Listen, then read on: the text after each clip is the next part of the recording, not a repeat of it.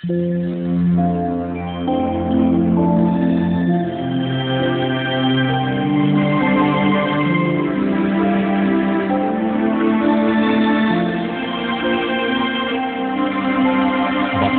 ang bumabasa at ang nangakikinig ng mga salita ng hula at tumutupad ng mga bagay na nasusulat doon, sapagkat ang panahoy malapit na.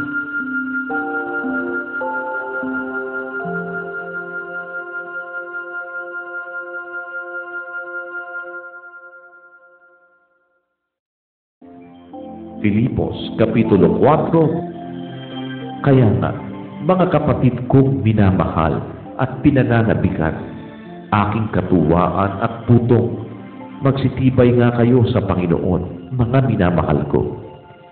Ipinamamanhik ko kayo, Dias, at ipinamamanhik ko kay Sintike, na mga kaisa ng pag-iisip sa Panginoon. Oo, ipinamamanhik ko rin naman sa iyo, tapat na kasama sa pagtulong, na iyong tulungan ng mga babaeng ito, sapagkat sila'y nangagpagal na kasama ko sa Ebanghelyo, at kasama rin naman ni Clemente at ng ibang aking mga kamanggagawa, na ang kanilang pangalan ay nangasa aklat ng buhay. Mangagala kayong lagi sa Panginoon. Muli kong sasabihin, mangagala kayo. Makilala nawa ang inyong kahinhinan ng lahat ng mga tao. Ang Panginoon ay malapit na.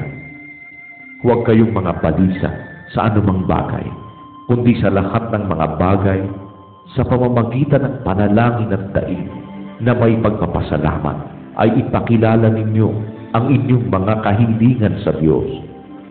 At ang kapayapaan ng Diyos na di masayon ng pag-iisip ay mag-iingat ng inyong mga puso at ng inyong mga pag-iisip kay Kristo Jesus.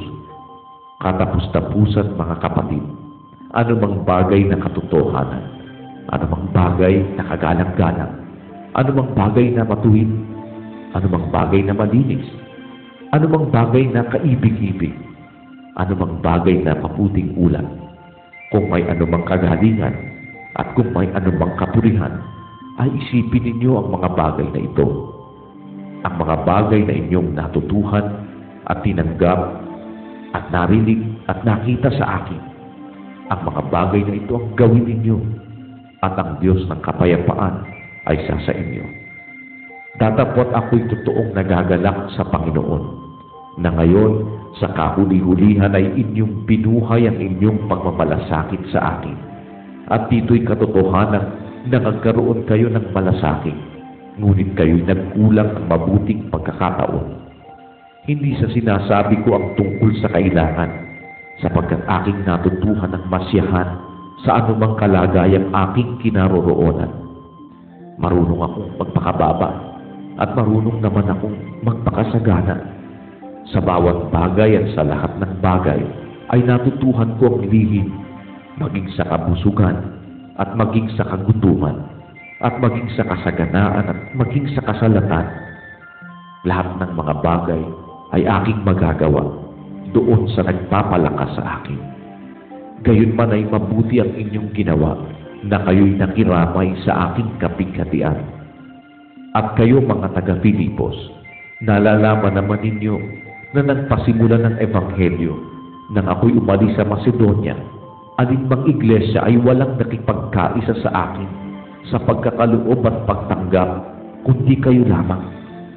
Sapagkat sa Tesalonica ay nagpadala kayong minsan at muli para sa aking kailangan. Hindi sa ako'y naghahanap ng kaloob, kundi hinahanap ko ang bunga na dumadami sa ganang inyo. Datapot, mayroon ako ng lahat ng bagay at sumasagana. Ako'y busog, palibasa'y tumanggap kay Epaprodito ng mga bagay na galing sa inyo, na isang samyo ng masarap na amoy, isang handog na kaaya-aya, na lubhang nakalulugod sa Diyos.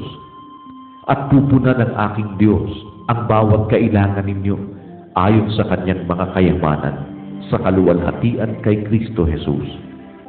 Ngayon naway sumaating Diyos at Ama ang kaluwalhatian magpakailanman. Siya nawa. Batiin ninyo ang bawat banal kay Kristo Jesus. Binabati kayo ng mga kapatid na kasama ko. Binabati kayo ng lahat ng mga banal, lalong-lalo na ng mga kasangbahay ni Cesar. Ang biyaya ng Panginoong Hesukristo ay sumainyo nawang Espiritu.